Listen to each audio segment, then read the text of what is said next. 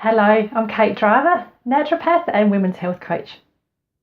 Thanks for listening today. I'm going to just quickly mention to you about hormones and cortisol. So if you're listening to this, hopefully you're a woman over 40 and you have some hormonal issues that you've had for years, or you're just starting to see some changes and you're not sure whether it's perimenopause, menopause, or there's something else that's causing your symptoms. And it can be a really confusing time between the age of, say, 40 and 55, because you're not sure what to expect, what's normal for you, what you should feel, what you should do, if you should just let it go, if you should fight it, if you should get help. Well, everybody's obviously very individual, but what I wanted to mention today is that one thing that does happen very commonly after about the age of 40, as you're going into perimenopause, which is a few years before you start to get menopausal symptoms and your menstrual cycle starts to change, then it can happen anywhere between 40 and 45. Our cortisol levels increase. Now, cortisol is one of your stress hormones, the fight and flight hormones, and that is produced by the adrenal glands.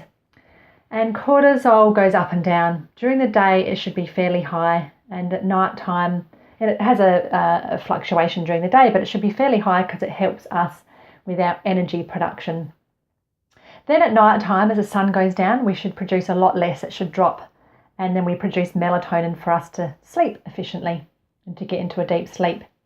Now, so what happens after about the age of 40? Then this cortisol increases and it can stay high and get higher as you age, unfortunately.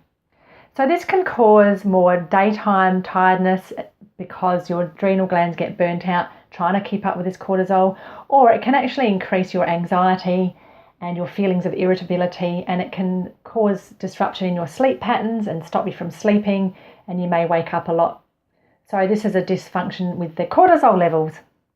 Now, one thing you can look at doing is looking at your stress levels and where you can reduce cortisol and how you can do it. So stress can come from many areas. It doesn't have to mean it's emotional stress, or the fact that you're going to work and working hard long hours, or that your family is driving you mad, or your kids are driving you mad. It can come from many areas. It can be things like allergies that you're not aware of, foods that are too processed, and chemicals we get exposed to in the environment. It can be a lack of sleep. It can be too much noise, too much things like Wi-Fi that everybody's surrounded by, too much technology, too much multitasking. Stress can come from many different areas. So this stress will already increase your cortisol and increase your demand on your adrenal glands that produce these stress hormones. So one thing you can do is try and reduce the amount of these sort of stresses that you have in your life, but also looking at things that can help counteract it. And that can be exercise every day, or a few times a day. You might like to go for walks to actually help your body feel less stressed and to deal with the day's onslaught of things that you need to do. And it can also help you sleep better if you're getting some exercise in and some fresh air. You might want to look at meditation and yoga, Pilates. They're all great things that you can do. And also having fun, making sure you have some time out, de-stress, have a laugh.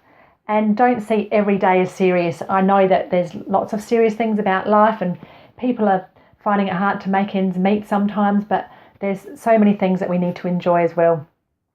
So try and have fun and get enough sleep, even if you're not sleeping very well. Try and take some natural supplements to get you into a deeper sleep, or have a lovely relaxing magnesium salt bath, or a bath with lavender oil in it or something like that before you go to bed.